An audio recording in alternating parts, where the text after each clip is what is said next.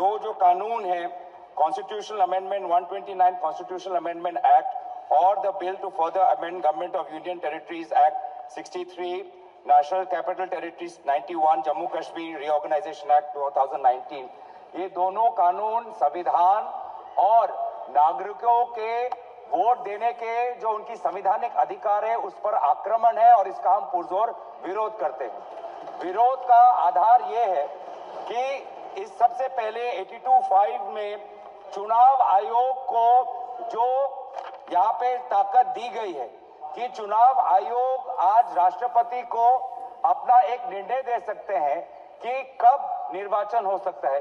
ये कभी भी इससे पहले चुनाव आयोग की ऐसी ताकत भारत के संविधान के निर्माताओं ने नहीं बनाया है।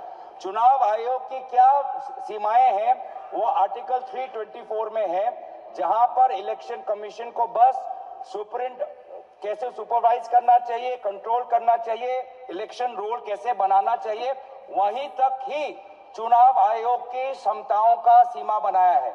लेकिन इस संविधान ने चुनाव आयोग को असंवैधानिक गैर कानूनी ताकत दी है। राष्ट्रपति अगर कोई परामर्श लेते हैं तो सिर्फ काउंसिल ऑफ मिनिस्टर्स से परामर्श लेते हैं, वो कभी भी वो चुनाव आयोग से परामर्श नहीं लेते हैं। ये एक गैर संवैधानिक इन्होंने एक ढांचा बनाया है। राष्ट्रपति जी अगर काउंसिल ऑफ मिनिस्टर्स की एडवाइस लेते हैं 74, जो article 74 of constitution of India में है, या वो article 356 of constitution of India, वो सिर्फ गवर्नर के रिकमेंडेशन पे ले सकते हैं। 356 गवर्नर के रिकमेंडेशन पे या 74 के अनुसार काउंसिल ऑफ मिनिस्टर्स के रिकमेंडेशन में।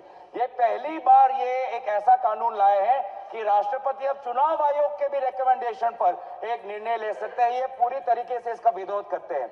चुनाव आयोग में किस प्रकार से कमिश्नर्स नियुक्त होते हैं, नहीं होते हैं, सुप्रीम कोर्ट की भूमिका रहती है, हटाई जाती है, उस पर हम बाद में चर्चा करेंगे।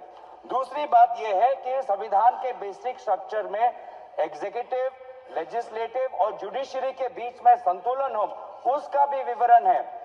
आज इस बिल के द्वारा आदरणीय राष्ट्रपति जी को ज्यादा शक्ति दिया गया है कि वो अपने सुपरिंटेंडेंट से एक नए 82A के द्वारा अब वो विधानसभाओं को भंग कर सकती है। ये एक्सेसिव पावर इस बिल में चुनाव आयोग को भी दिया गया है और राष्ट्रपति जी को भी दिया गया है।